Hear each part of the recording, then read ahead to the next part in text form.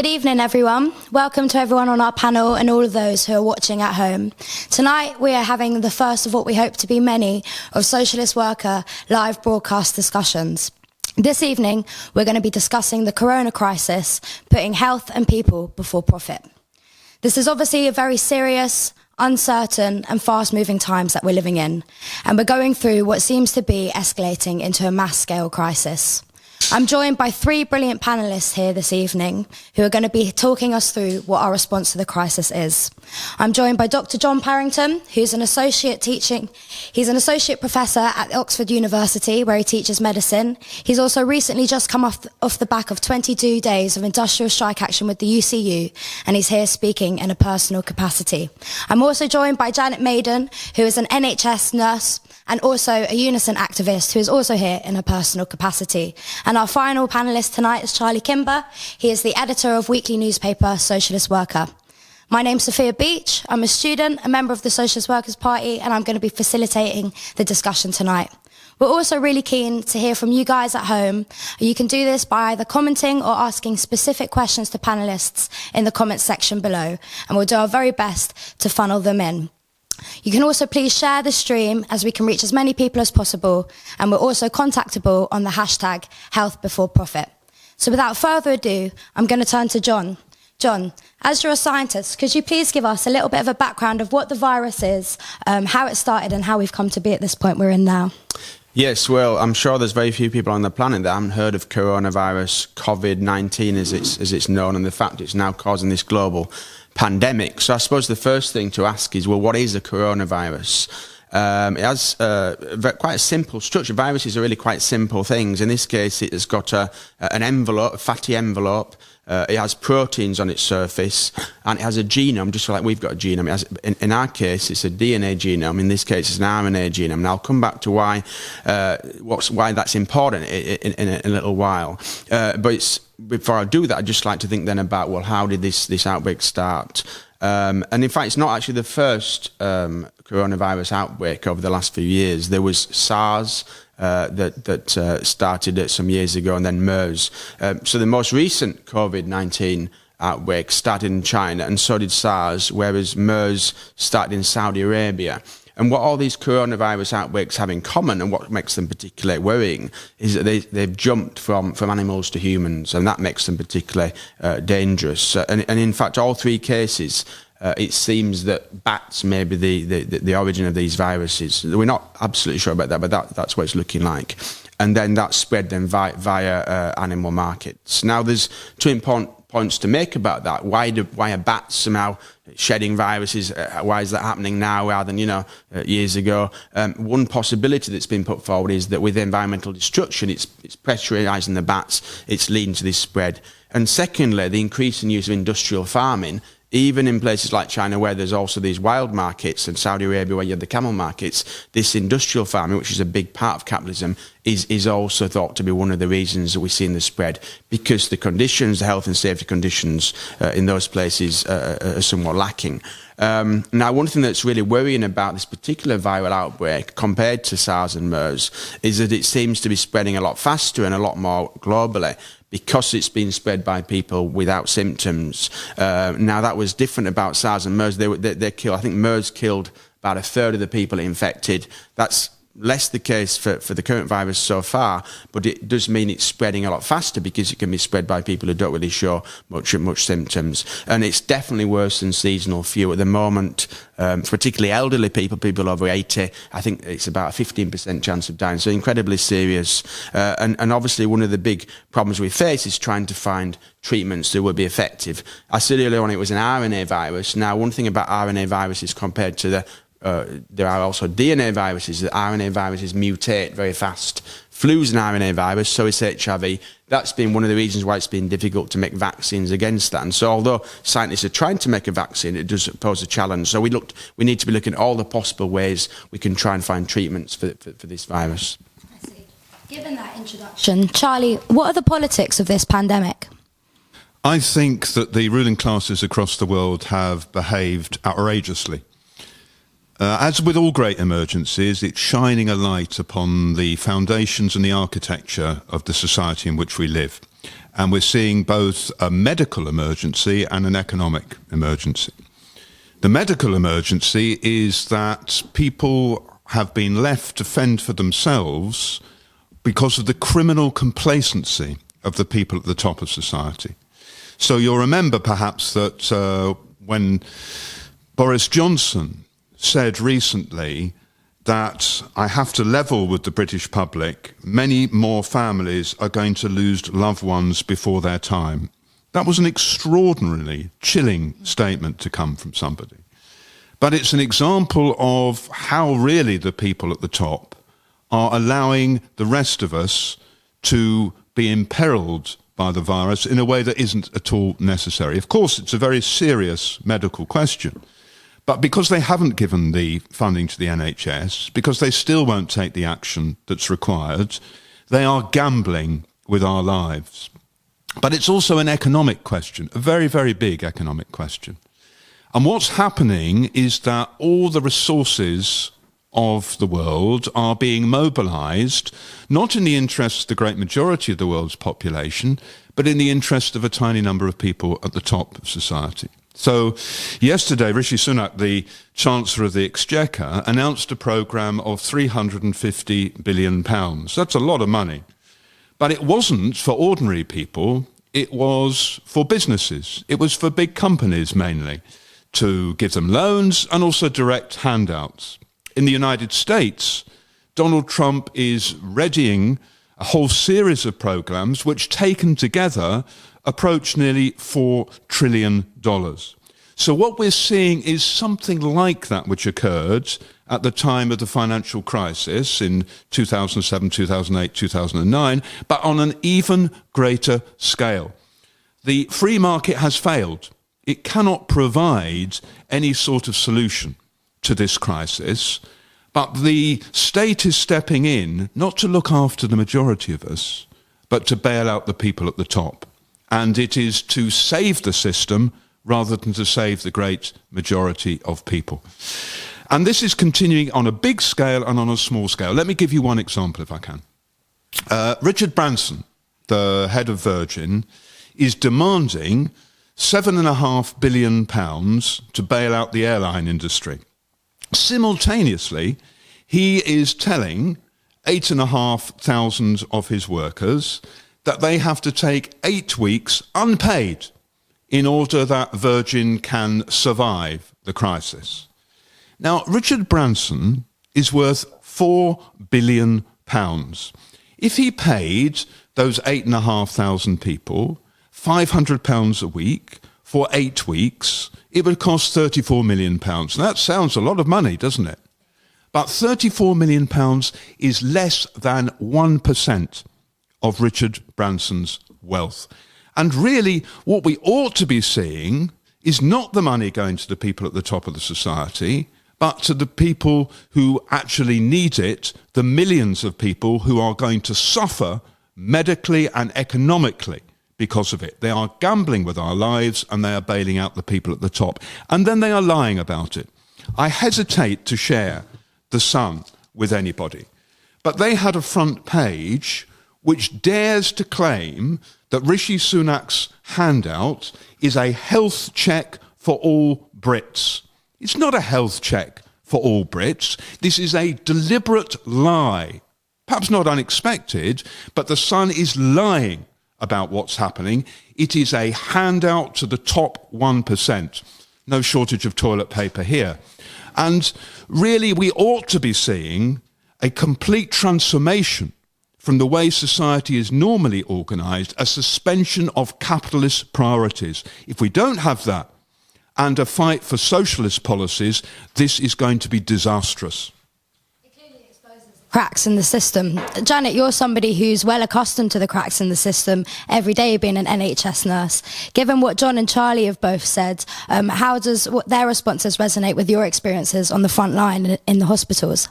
Yeah, I mean, I suppose being at work at the moment, working on wards, the way I describe what's going on at the moment is a mixture of a bit of anxiety and fear, but also very much, and people always say this about health workers, but it is true, they're kind of up for it and ready to work. So I think that, Charlie touched on it. People were talking this weekend when I was at work about how callous the announcement by Boris Johnson was more or less be prepared to lose some of your loved ones. And, this nurse was saying, how ridiculous is that all they're coming up with?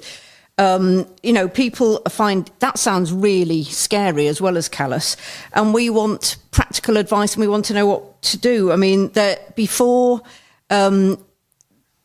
this month, in February, people in my hospital on a specific infection diseases ward were given training in using PPE, which is personal protective equipment, visors, specific items of clothing over our uniforms that you wouldn't usually see used. And I think up until the 9th of March, there was a kind of sense that everything was under control. We knew in London that 5 main hospitals were the places where they would admit patients to. So I guess it didn't really feel real. The rate at which this virus is taking off is obviously really changing. And now there are patients in both in my hospital and also elsewhere. And I think the next question people are saying is, well, what's happening with the testing? Because we've had a pod by outside of our hospital with advice to the public where to go to get the tests, but actually staff are desperate to be tested as well because, we do want to go to work. Next week, I've got 5 12-hour shifts and my daughter's ill at Leicester University. Now, I don't know if she's positive or not because she seems a bit scared to go to hospital. It's slightly conflicting advice. 111, stay young and fit, stay at home, but she's got a high temperature.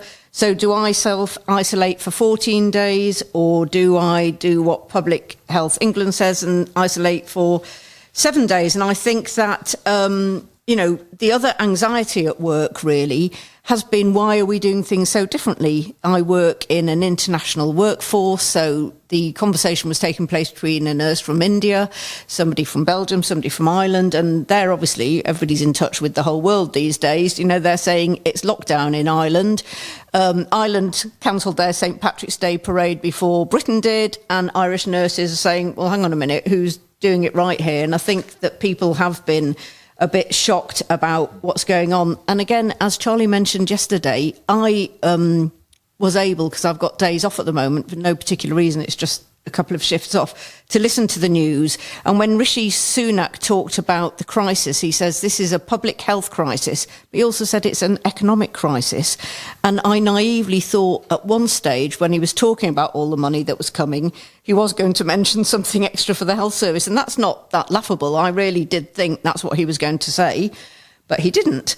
I then since heard Jeremy Hunt, who was famous for enacting the Health and Social Care Act and presiding over shortages of nurses and doctors and doing absolutely nothing, and in fact making it worse by cutting bursaries for student nurses and increasing student fees for student nurses, saying yesterday his main regret was the fact that we didn't recruit those doctors and nurses. So if you ask what it's like at the moment on the ground, you can sometimes forget currently, because it's so stressful, about the daily stress, which is quite hard work on any given day without this virus. So I'm a little fearful about what's going to happen. I don't know where they're going to recruit nurses from in a short period of time, and they really need to start sorting out the priorities because people are going to be so angry and are in danger.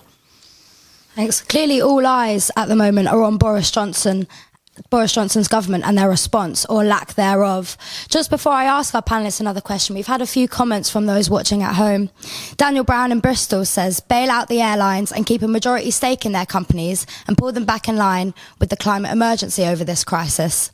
Dee Withers has said that this crisis has exposed the failings of the system like nothing before in recent memory. Time to overthrow it. Clearly, as I've said, Boris Johnson's been under a lot of scrutiny at the moment, in particular with the suggested tactic of herd immunity, which, as of yet, Boris Johnson and the British government are the only people to have renounced this sort of tactic as of yet. Charlie, considering you've already spoken to us a little bit about Boris Johnson and his government, they're clearly under mass pressure. What do you make of it all?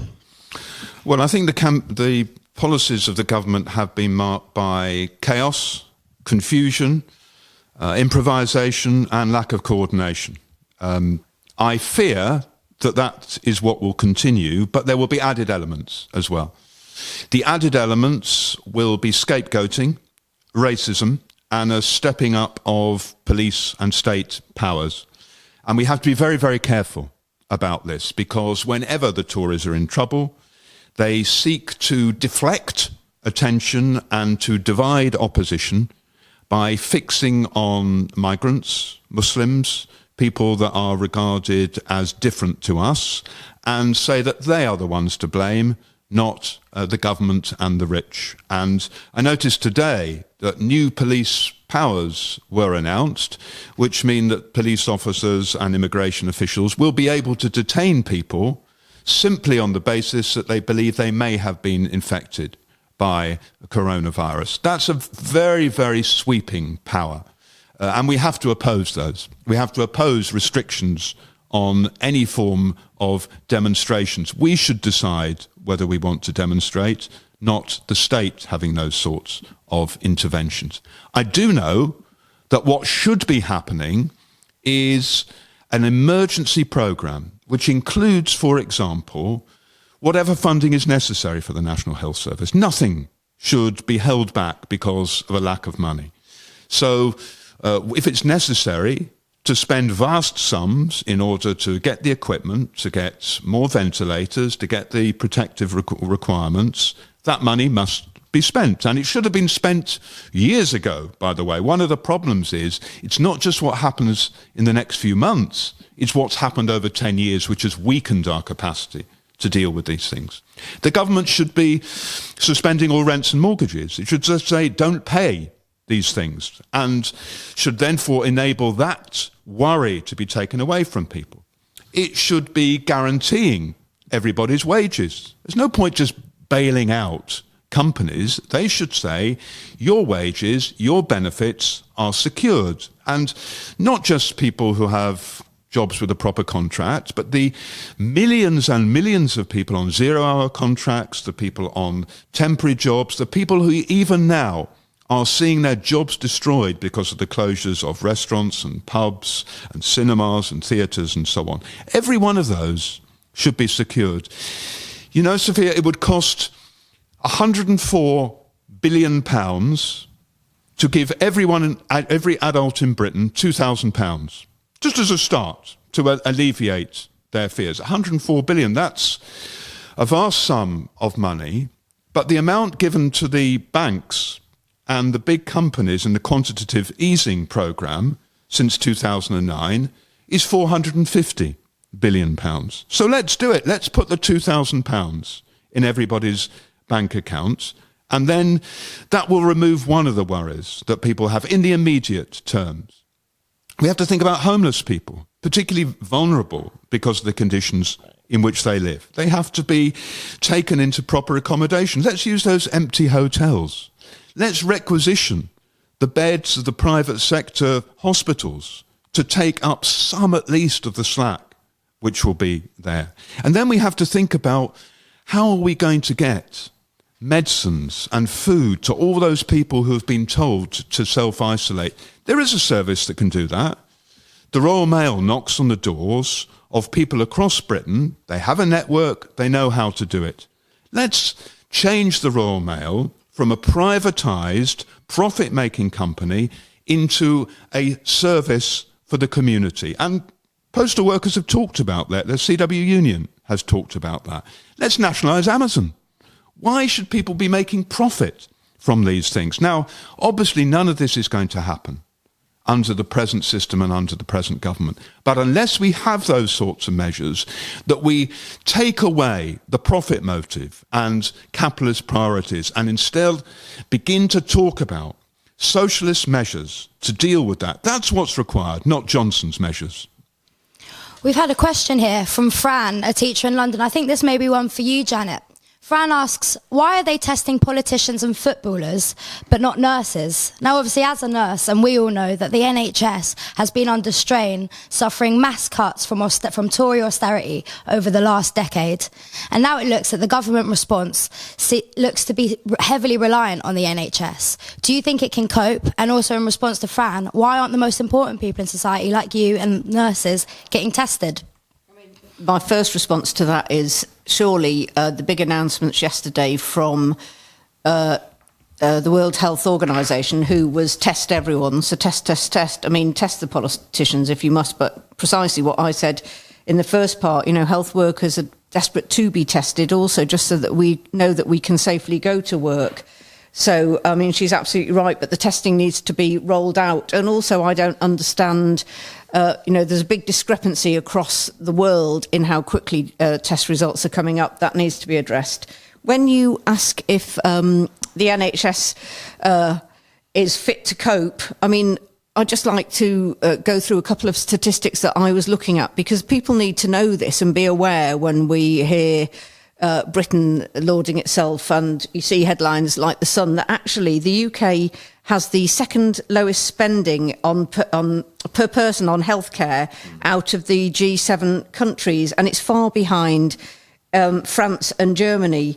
It has one of the lowest levels of hospital beds per 1,000 people. So we have 2.54, whereas in Japan, per 1,000. In Japan, it's 13 to 1,000. In Germany and Russia, it's 8. In France, it's 6. And Italy, 3.5. And you see the strain that Italy's under, and that makes me really fearful. And then getting to the crux of the problem that we're going to see, the big shock, the awful problem with the breathing problems, people needing intensive care beds. In Britain, at the moment, we provide 6.6 intensive care beds for every 100,000. In Italy, it's 12.5. And Germany, it's 29.2. So, as Charlie said, and it is about 10 years of austerity. They're not going to be able to change that. But the issue isn't just about beds. It's about staffing levels in the intensive cares. There's no point having a bed and a ventilator if you haven't got a nurse and doctors there. And I think that the pandemic hasn't even taken hold, and the personal protective equipment I've talked about is running out. And in fact, they're scaling it down. So I've seen photographs of nurses doing testing with wearing just face masks. We're now being told that's all we need. So at the beginning of the week, it was visors and goggles able to protect ourselves. Now we're saying that's not enough.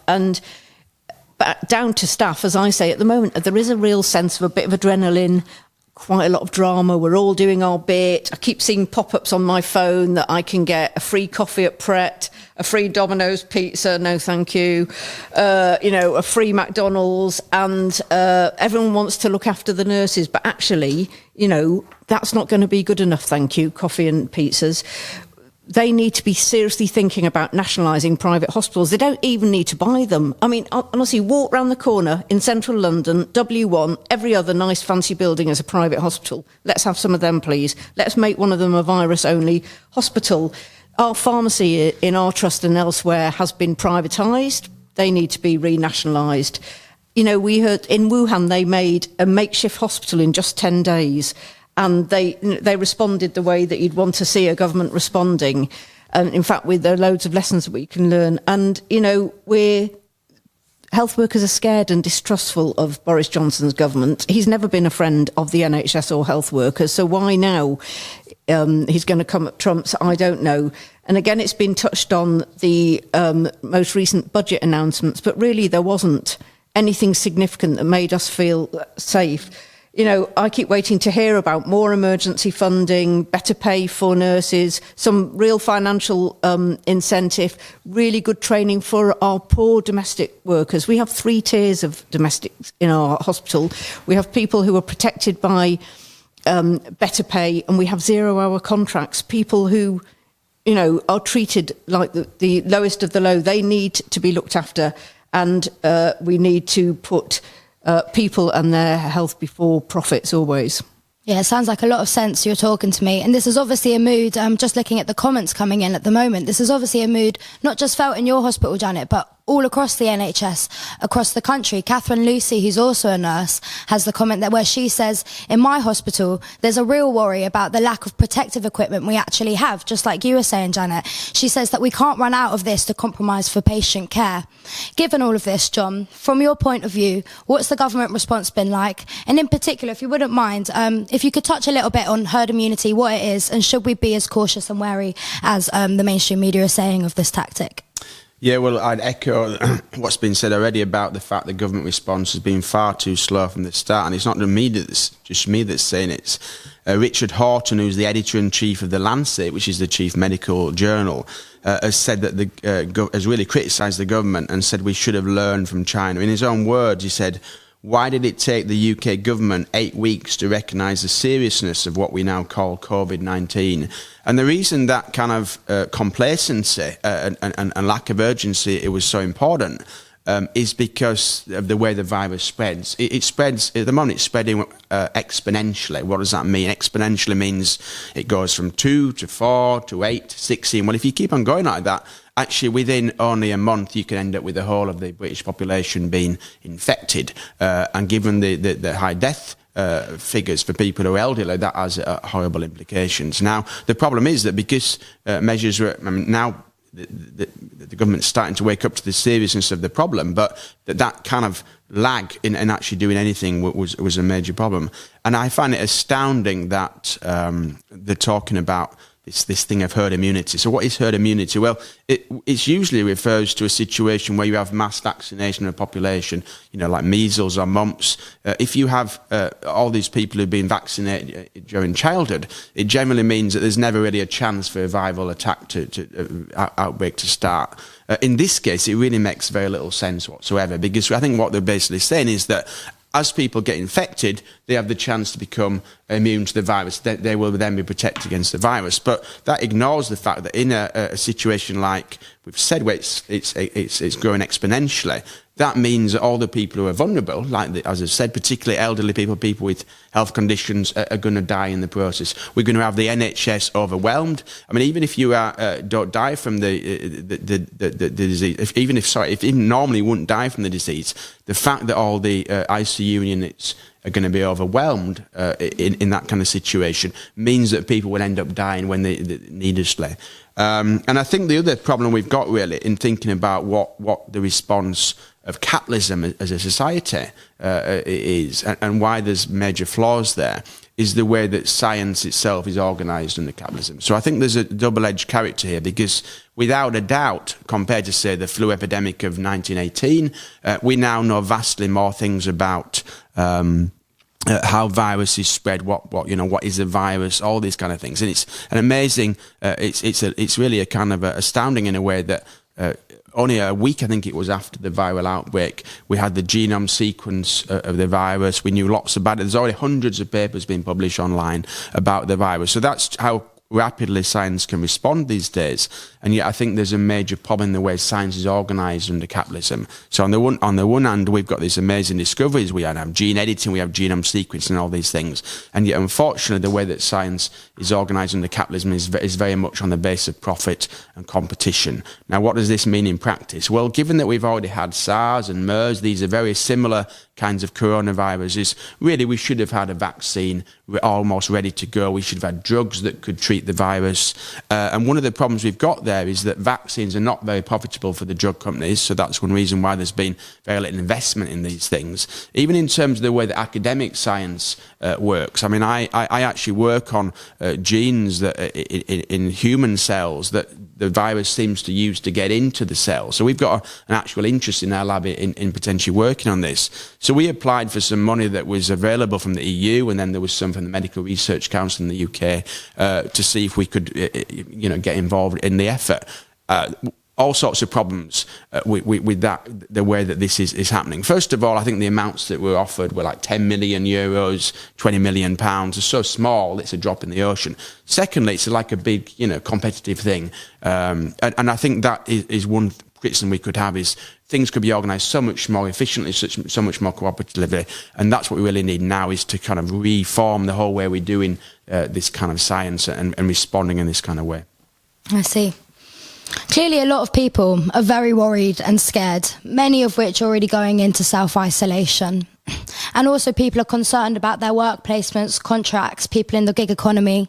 As Jasmine Francis says, she says that my work has cut my contract short by 2 months, making it finish next month. And because of this, and now myself and other staff are really worried about how we're going to get by through all of this. The government should support us. Now, Janet, you're a trade unionist and activist. What do you think people can be doing in their workplaces to support one another and put pressure on the bosses? I mean, I would like to also speak specifically about my workplace and being a nurse in a hospital, which is that I think that, you know, the NHS urgently needs resources and more staff urgently, and staff where we are need to know they're safe at work and that we've got enough equipment to carry on to care. But also I do work alongside 0-hour contract workers who we need more than ever, because a lot of them are ancillary staff who clean our hospitals. But I think trade unionists could have quite general demands to make us feel safe in our workplace, which is that we need regular updates via meetings and communications. For NHS staff, I think considering psychological support, but maybe extend that outside of NHS. We need to know that we will get full pay and allowances and almost have a separate being off, so that being off or self-isolating with coronavirus isn't off sick, it's a special situation. The opportunity to work from home, which I know other colleagues in other union branches have been arguing for and winning now, that again, we're fearful about protective equipment running out, but we are demanding that we have the full equipment. We have hand sanitisers and free hand cream. And I think that, people talk about in the NHS, our dedication, all health workers, specifically, nurses, angels without wings. And that doesn't really do it for us. You see, I think that we need to be able to get on with our work and feel safe. The thing is that I'd like to see the government straight away abolish their racist point-based immigration system and welcome back loads of health workers. That's what the health service needs now. I've mentioned before nationalising of hospitals. They've done it in Spain, nationalising private hospitals. I'd like to see that happen here. And, people have said a bit of a mantra around our place has been, I don't know if that's above my pay grade to take certain risks. And these are extraordinary times. If they want to keep health workers in our health service, the trade unions really, I think they've got it on a plate to be demanding much, much more than ever before. I'd love to see all overnight our ancillary workers brought back in-house, treated like they belong to the NHS. When you belong to a different private company who treats you like rubbish, you don't feel like what you do is important. And actually, last week, very powerfully, some cleaners down in Lewisham Hospital walked out because they weren't being paid. It shouldn't have to take that sort of action. I think it'd be preemptive to say, come on now, you've just understood how important it is to clean the hospitals. That's the most... Our cleaning has massively increased, quite rightly. The trust in my hospital, the management are taking seriously. So when you transfer a patient who's possibly at risk, you have to do an extra special clean. Those cleaners, instead of just lip service and wearing little badges saying I'm important, blah, blah, blah, should be made to feel that they belong to the family. I mean, I have been around in nursing long enough to remember the pre-privatised days where people really felt like they belonged to the NHS family. And I would really love to say that bring them back in-house. Let's just stop all privatisation and stop 0-hour contracts. All of that can be done. It's a political decision, the austerity we've been through, and we're seeing that. And that's what people talked about last weekend as well. They said they didn't have to do what they've done to us for the last 10 years or more. They don't. The money is there, they've told us.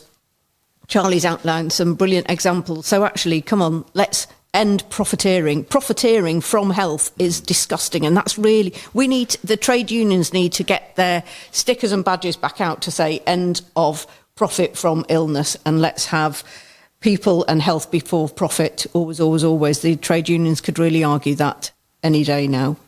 Couldn't agree more. John, you're an academic and a scientist. How do you think you can respond to this crisis, and what can people like you be doing in their workplaces? Well, I think I should also say I'm an activist as well, because in some ways that has conditioned my response to it. Because you could say at the moment everything's like doom and gloom. Can we do anything? Can we persuade the government to kind of make any kind of change from the way we're talking about the flawed way that they are approaching this?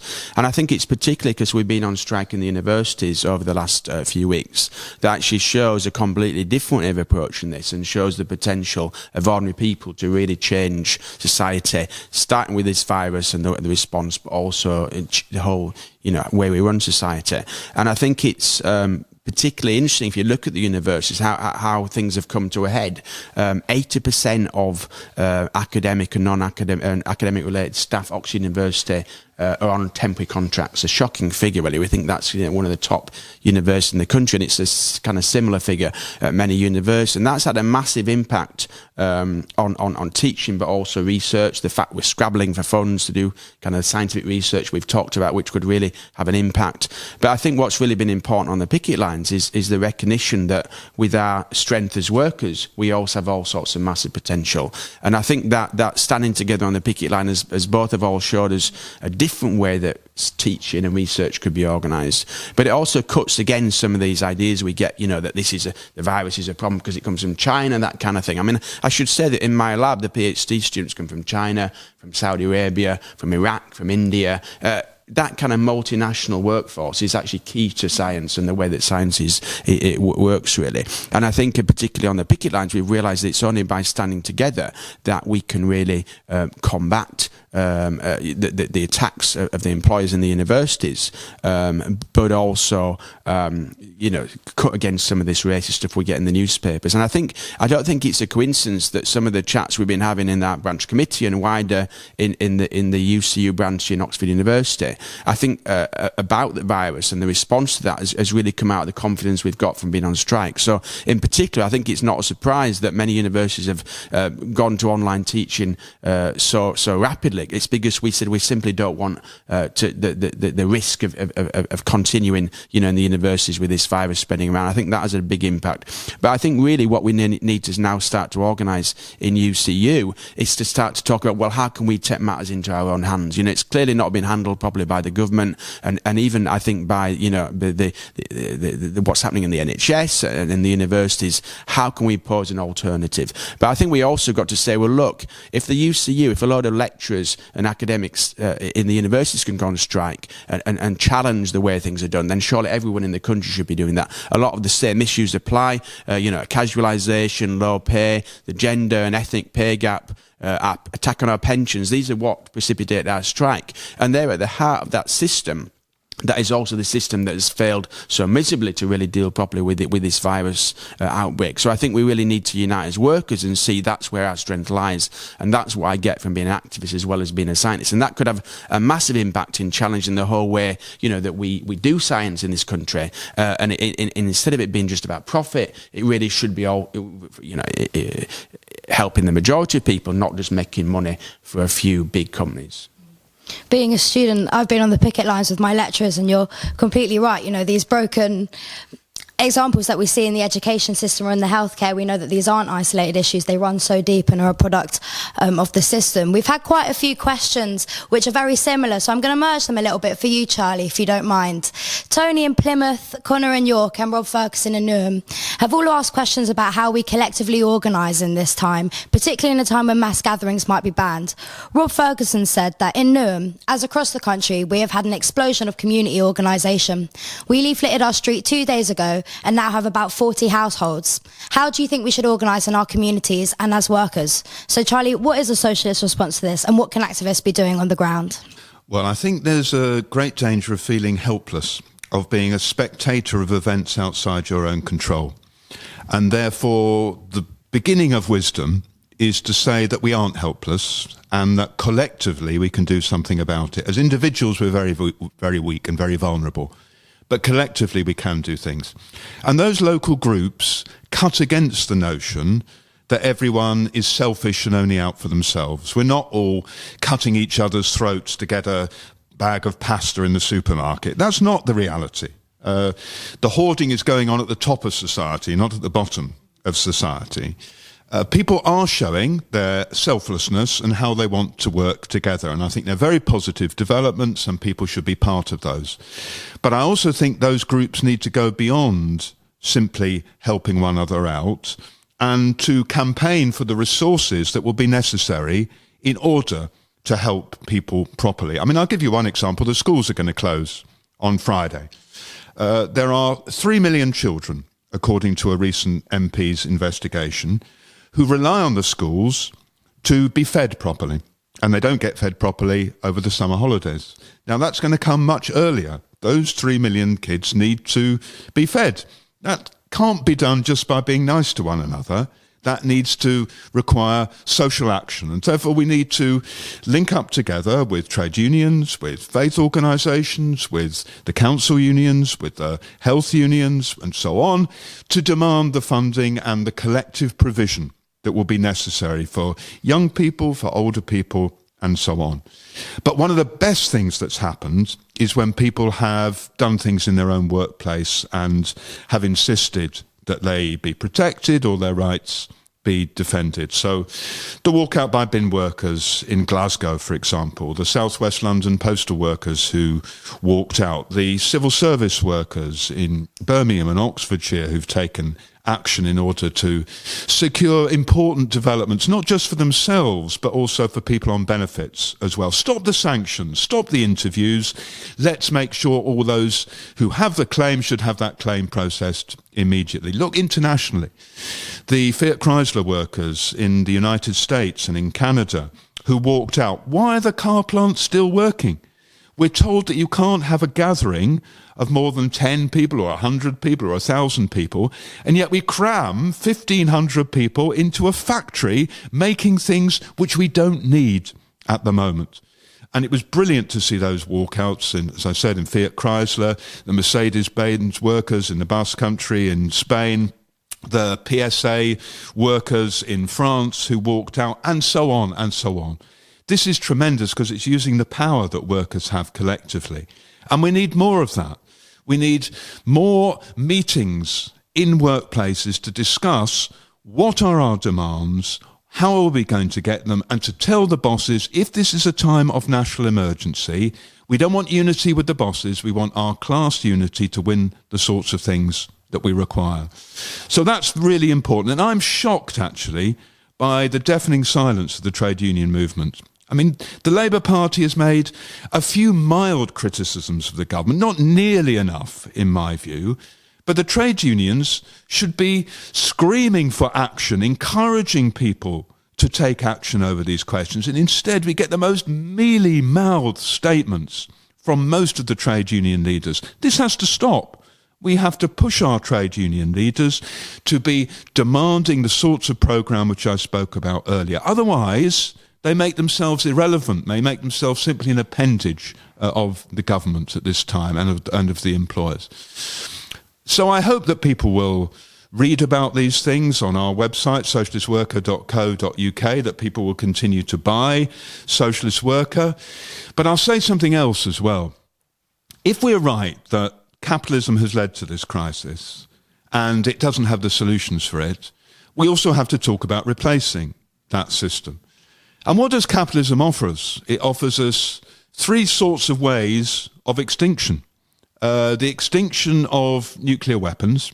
It offers us the terrible prospect of environmental collapse and climate chaos, which quite rightly millions of people, particularly young people, have been rising up across the world.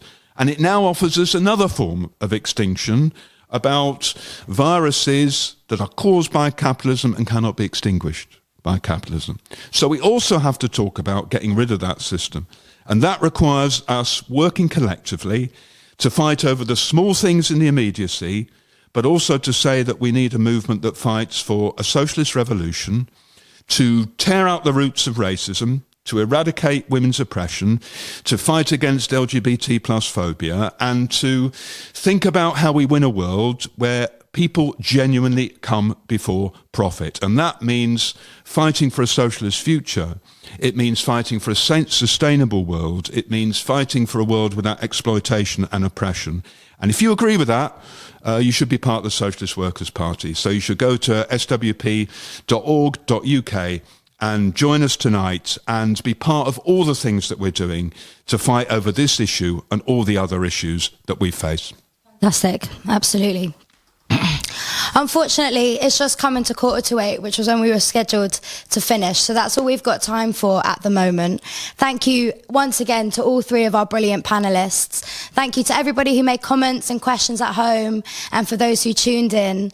As Charlie said, if you're feeling powerless in this situation, please give us a follow on Instagram, Facebook, Twitter. We'll be posting daily updates, not just about the coronavirus, but also what's going on in this world, about other developments in the world globally.